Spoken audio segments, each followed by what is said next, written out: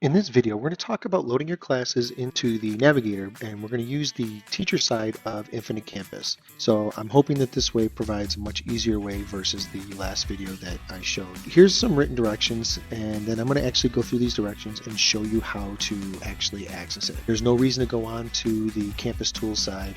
Do this all from your teacher dashboard. We're going to start right into Infinite Campus.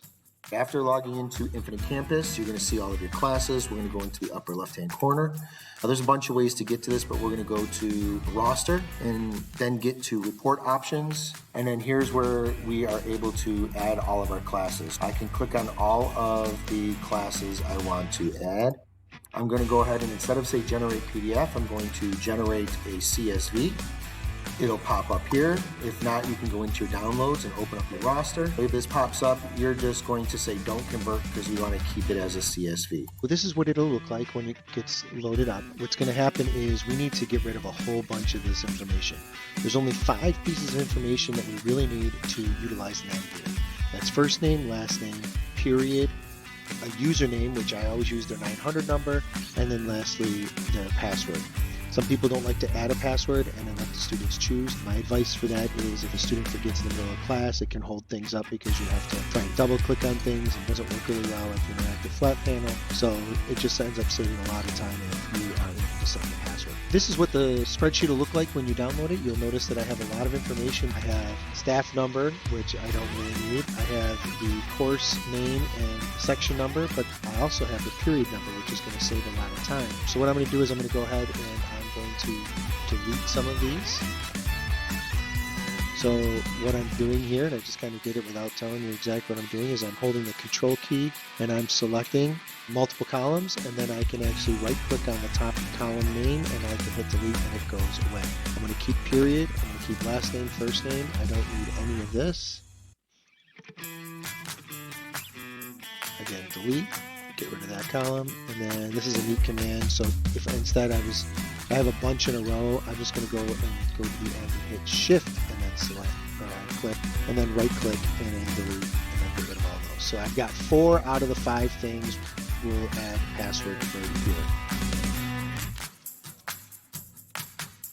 All right.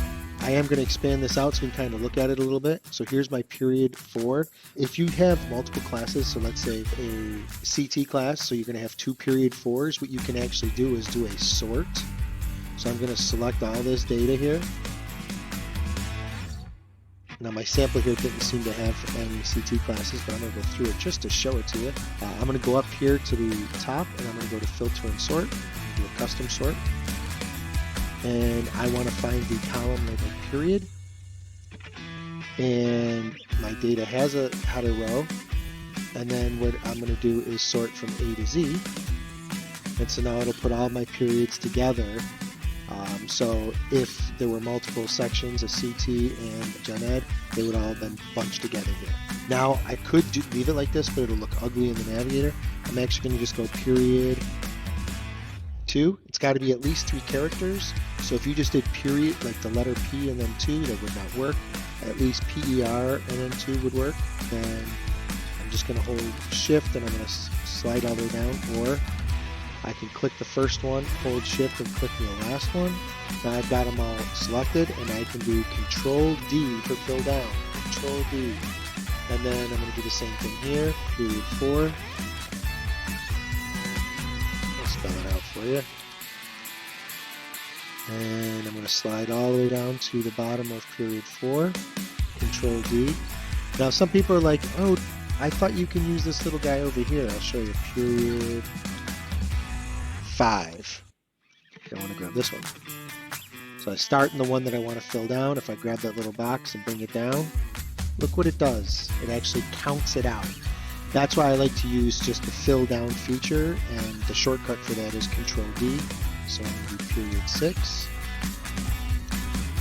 Same thing, I'm going to hold shift and then kind of use my keys to get down there. Control D for down. And then lastly, period 8.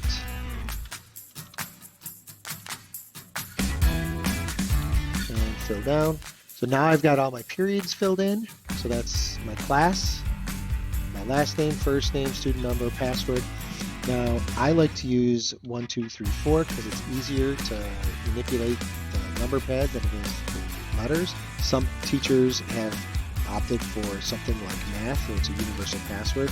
Math is nice because if I wanted to, I can now fill down this way using that little box. You can use that little box thing, or you can use Control D or whatever to fill it down. Once I have my list done with my 5 required things, I can do a file save as. I've been telling folks to make sure you include the year in case you find this again later on in your OneDrive so you know what it's from. If I hit save, I've got it. Now I can open up my software. And now if I want to add my other classes in, I can say add a class, upload a CSV, next. I gotta tell it where that thing is being saved. I have it right here in my downloads, 2324 roster, open. So now it knows what the CSV. My class name was period. My first name was first name. Last name was last name. So you can actually have your columns named whatever you want. When I click next, you should get a thing that says successfully created. If you get an error, it should give you the option to view it. It'll actually tell you what the errors were. Some of the big errors sometimes are when students' names have hyphens in them or spaces in them. So if students have 2 last names, and some teachers actually use the last name as a username, that ends up causing some errors. Or the other big error is if people do not use at least 3 characters for the class name. I'm going to go and click OK, and I should be able to come back up here and I can see my different classes all loaded up. Hopefully that provides you a little bit easier way of accessing that. If you have any questions, please do not hesitate to reach out.